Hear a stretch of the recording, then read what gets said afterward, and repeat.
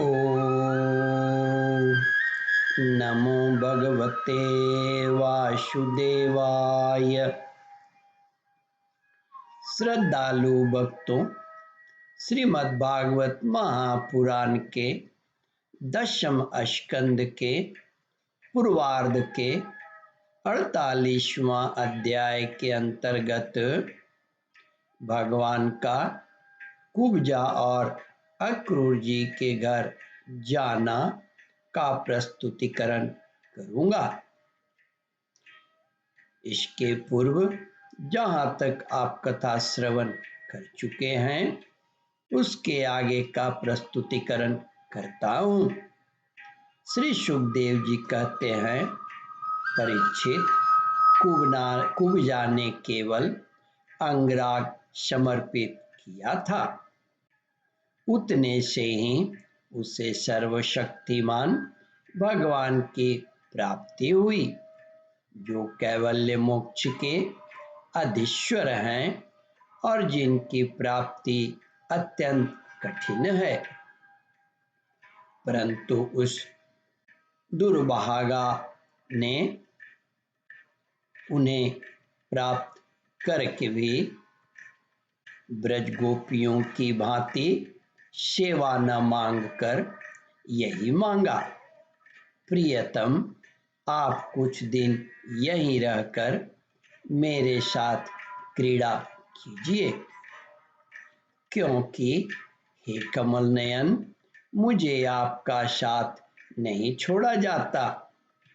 श्री सुखदेव जी कहते हैं, परीक्षित, भगवान श्री कृष्ण सब का मान रखने वाले और सर्वेश्वर हैं।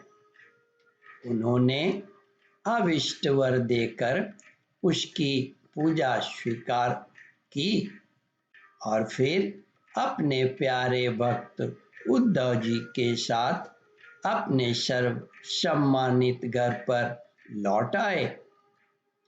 भगवान ब्रह्मा आदि समस्त ईश्वरों के भी ईश्वर हैं।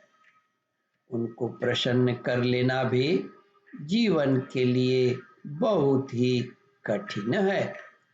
जो कोई उन्हें प्रसन्न करके उनसे विषय सुख मांगता है वह निश्चय ही दुर्बुद्धि है, क्योंकि वास्तव में विषय सुख अत्यंत तुच्छ नहीं के बराबर है।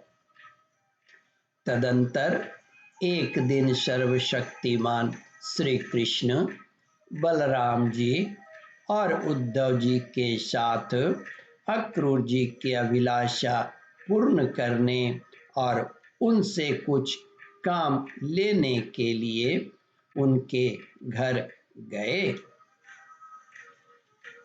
अक्रूर जी ने दूर से ही देख लिया कि हमारे परम बंधु मनुष्य लोक शिरोमणि भगवान श्री कृष्ण और बलराम जी आदि पधार रहे हैं। वे तुरंत उठकर आगे गए तथा आनंद से भरकर उनका अभिनंदन और आलिंगन किया। अक्रूर जी ने भगवान श्री कृष्ण और बलराम जी को नमस्कार किया। जब सब लोग आराम से आसन पर बैठ गए तब अक्रूर जी उन लोगों की विधिवत पूजा करने लगे। परीक्षित, उन्होंने पहले भगवान के चरण धोकर चरणोदक सिर पर धारण किया और फिर अनेकों प्रकार की पूजा सामग्री, दिव्य वस्त्र, गंध, माला और श्रेष्ठ आभूषणों से उनका पूजन किया। सिर झुकाकर उन्हें प्रणाम किया और उनके चरणों को अपनी गोद में लेकर दबाने लगे। उसी समय उन्होंने विनयवनत होकर भगवान श्री कृष्ण और बलराम जी से कहा, भगवान, यह बड़े ही आनंद और सौभाग्य की बात है कि पापी कंस अपने अनुयायियों के साथ मारा गया। उसे मारकर आप दोनों ने यदुवंश को बड़े संकट से बचा लिया है तथा उन्नत और समृद्ध किया है।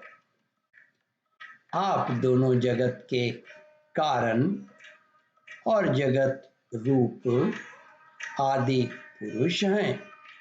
आपके अतिरिक्त और कोई वस्तु नहीं है, न कारण और न तो कार्य। परमात्मन आपने ही अपनी शक्ति से इसकी रचना की है और आप ही अपनी काल, माया आदि शक्तियों से इसमें प्रविष्ट होकर जितनी भी वस्तुएं देखी और सुनी जाती है उनके रूप में प्रतीति हो रहे हैं। जैसे पृथ्वी आदि कारण तत्वों से ही उनके कार्य स्थावर जंगम शरीर बनते हैं, वे उनमें अनुप्रविष्ट से होकर अनेक रूपों में प्रतीत होते हैं, परंतु वास्तव में वे कारण रूप ही हैं। ओम परमात्मने नमः। श्रद्धालु भक्तों इस कथा को ध्यान पूर्वक श्रवण, मनन और इसका चिंतन करें। इस कथामृत का रसास्वादन अपने बंधु बांधवों को भी करावें। इस वीडियो को शेयर और सब्सक्राइब करें।